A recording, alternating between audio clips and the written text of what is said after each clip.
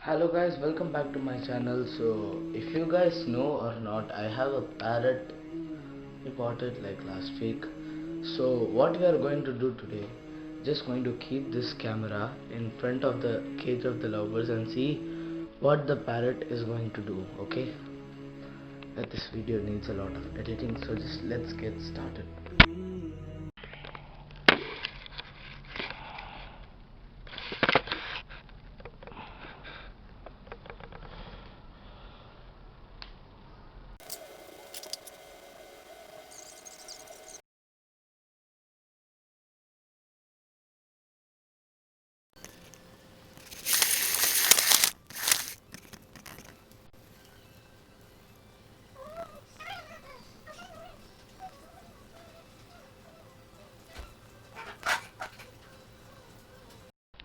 Now I have to edit the whole video.